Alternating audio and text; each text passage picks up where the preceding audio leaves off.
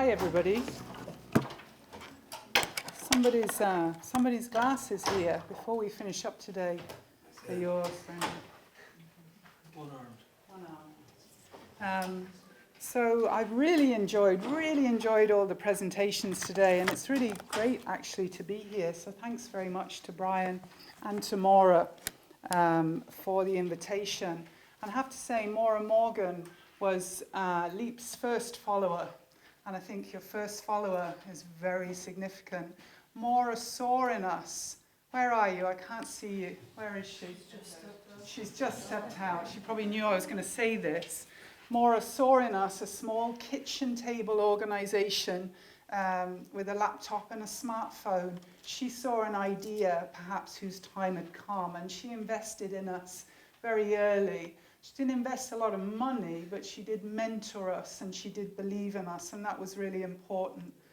So when Maura comes back in, somebody please tell her that.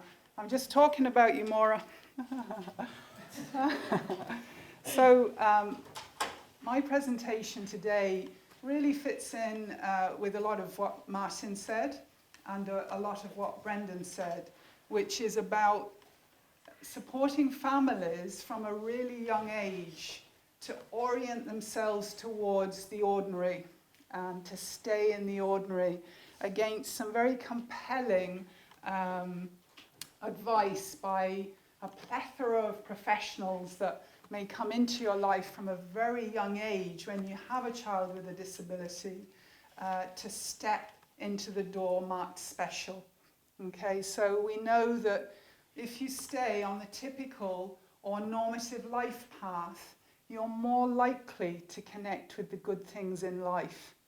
And if you stray too far into service land or into special or specialist services, the good things in life will be harder for you to obtain. So, actually, I'm working on this, and that, of course, doesn't work this. Silly me, too many gadgets. I believe that all persons with intellectual disabilities and autism and their families should have the opportunity for full inclusion and participation in community life to the same degree as other citizens in Ireland. So because of my son, myself and another woman decided that we'd set up an organisation that would support families to stay on the inclusive or normative life path. How about that? Okay, so that's what we did. We didn't have that language then, but that's what we went and did. Little bit of statistics.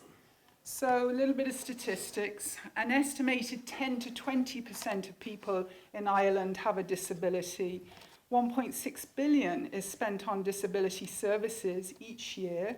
85% of that figure is spent on staff costs. 4% of that budget is spent on families, yet 66% of people with disabilities live at home, and the majority of people with disabilities don't access disability-specific services. So what's that about? Bit of a social justice issue there, I think. So I've always been interested in what happens to people when hard times unfold. Hard times unfolded in our life, and what we needed was an invitation to belong. We didn't actually need services or medication or therapy. We needed someone to reach out and connect with us. That's what we needed. So that's what I've come to provide in LEAP to a small number of families. So we set up LEAP for the following reasons. This is going to sting maybe some people in the room, but however, I'll press on. Unresponsive service providers, poor life outcomes, and perpetual clienthood. Confused provider values, for example, personal choice and inclusion. A difficulty finding services and supports for individuals, particularly individuals with complex so-called disabilities. A lack of individualization and personalization by providers, and a negative view of the role of families in the lives of people. that one really annoys me. That one really annoys me, the way that sometimes service providers and clinicians and other types of professionals almost seem to have great glee in divorcing the person from their family. What's that about? What's that about? We've got to work together. We've got to work together. So this is a lovely quote that I always come back to by the Chinese philosopher, I think he was Chinese, Lao Tzu. Being deeply loved by someone gives you strength, while loving someone deeply gives you courage. So we in LEAP draw out the love, courage and commitment of families towards a vision of an ordinary life for their family member with a disability and for themselves. So I'll talk a little bit more about what I mean by that. But first, we might just define what inclusion is. So this is a definition from something called social role valorization. A man called Wolf Wolfensberger, many people here might have studied his work or be familiar with his work, a brilliant man. So he said, we know a person is included when they are engaged and positively valued in an environment typical of their age, peers, and culture. So it's a really good definition. So, you know, if we're throwing a birthday party for an 18-year-old man who lives in Mullingar, which is part of the country I live in, we'd ask, you know, what are other young men in Mullingar doing on their 18th birthday? What is typical? What is optimal? Well, let's do that. So that's quite a good yardstick. But how is inclusion achieved? We might be able to define it, but how is it achieved? And why do some people enjoy a rich, meaningful life, as Madeline was saying, and many others do not? Now, this is where I suppose I would see things differently, and we'll talk about this a little bit in a little while. So there's a quote here from a friend of mine called Jeremy Ward. And Jeremy says that he's also a parent. The reality is that the full and positive lives of people with disabilities that we hear and read about do not happen by accident. These inspirational stories can be told because someone had a vision and belief in what is possible, sometimes against considerable opposition, and planned to make it happen. So what are the supports that families need to get their child, to springboard their child, like we've all done, those of us who are parents in this room, into ordinary life opportunities, valued opportunities? And for parents with children with disabilities, a lot of what we find is that they need some emotional support. So services and early intervention have their place, absolutely, but families need two things. They need to see it to believe it, and they need to believe it to see it. So as a network, we can do a couple of things. We can be there, we can show them the path by walking it. Some of us would already have children living independently, working and so on and so forth. So just by sharing those stories of success with other families and saying, look, this is what was achieved in this family, families find that very reassuring, very encouraging.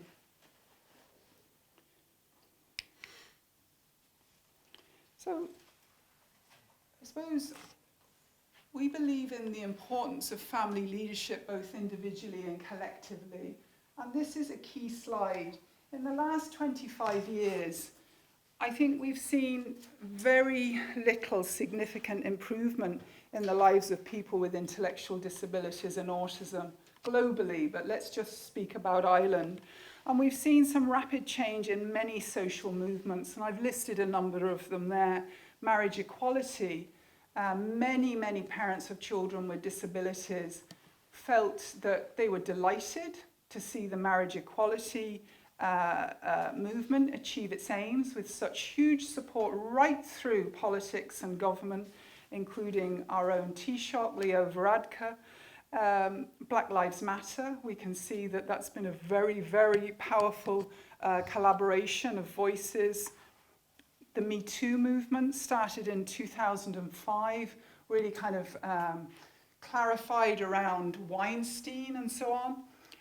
And now Greta Thunberg, a young woman from Sweden, who's leading out the school strike for climate, which again is a global, sending a global ripple across the world.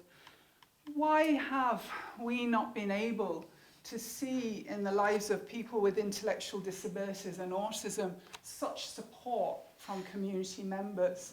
Why is that? Well, I did a slide, in fact I did 3 and then I cut them out because I won't go into the why. We could be here all day about the why. Part of it is to do with societal devaluation and unconsciousness and so on and so forth.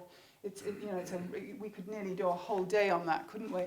But certainly what we believe is, who are the advocates for families, for individuals with intellectual disabilities and families, if they get their heads around what the problem is they're trying to solve, and it's the good life question, it is their family members. They love their child. They will be there, they will do more for longer. So as I say again, we harness the love, courage and commitment of families towards the good life for their family member. And I hear you, Brian, when you talk about your sister being your mirror and bringing round dinners you neither need or want. We're not talking about that either. We're talking about the person very much being at the centre of the vision. And if they don't need it, and you clearly don't, and many others in the national platform clearly don't, then we as family members need to back off and know when to back off. So I wanted to make that very clear. So some people have already talked about inclusive education, and we believe in LEAP that an inclusive life begins with an inclusive education. And we'd really like to see one common learning area for all students. And we're delighted to see the introduction of the LINK programme, so that now all children with or without disabilities will get 2 years of free preschool, the early childhood education scheme. And if a child has a disability, they can now attend those 2 years, those free preschool years, with a range of supports provided through the LINK scheme. So if you don't know about that, have a look at it. It's Dr. Emma Ring from Mary I is leading out on that, and it's fabulous. So now the National Council for Special Education realise that they have to look at national schooling being fully inclusive, secondary schooling being fully inclusive, and then post-secondary. LEAP took 8 families to Canada this time last year, where we saw firsthand what post-secondary inclusive education looks like. They've got over themselves in Canada. It's not about getting a diploma, a certificate or a degree. You go to university to belong. You go to university for an experience. Yes, you learn, but you don't have to matriculate. You don't have to come out with a degree. They've really got their heads around it. It's wonderful. So when we talk about inclusion increasingly, we're talking about inclusion for everybody, whether you've become through the aging process marginalised, whether you're a migrant or new to the country, perhaps a refugee or asylum seeker, whether you're LGBTI, whether you're young and disabled. Inclusion is for everybody. We've got to stop having this conversation just in the disability space. Would you agree? Nolene is putting her fingers up, so it's time for me to finish. We'd simply say what needs to happen in 2030? Well, it needs to happen now. Invest in families, take the focus off therapy and programs. Why do we keep putting programs at the centre of disabled people's lives? Incentivise success with families. For example, provide small micro budgets to families to use to support typical and ordinary life goals. This builds the confidence, the competence, and the commitment of families towards inclusion.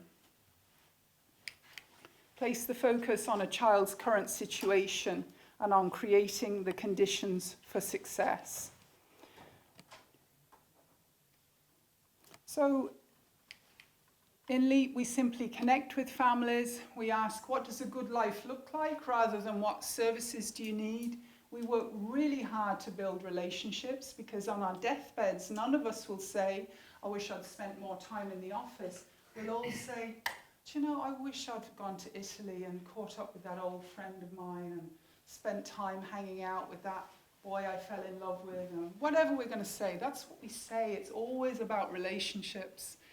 We then build individual family leadership. We build the capacity and the vision of the family towards the ordinary. We teach them to discern the options from special that they're being given.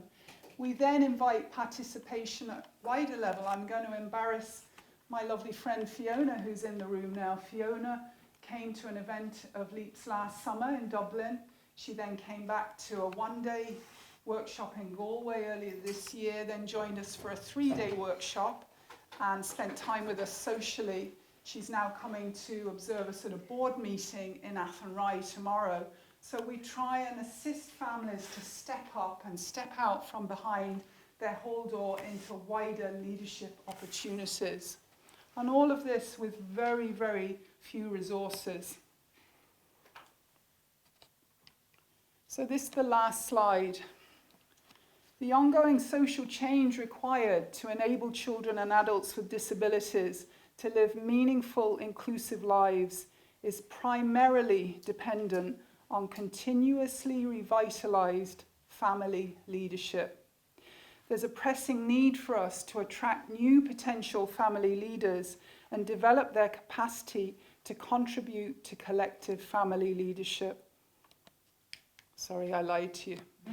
Disability services are not able to deliver on the promise of a good or enviable life for the many. We believe we have broached the limits and capacity of disability services, and that they are not sustainable or readily transformable. We are trying to solve the wrong problem. Thank you very much.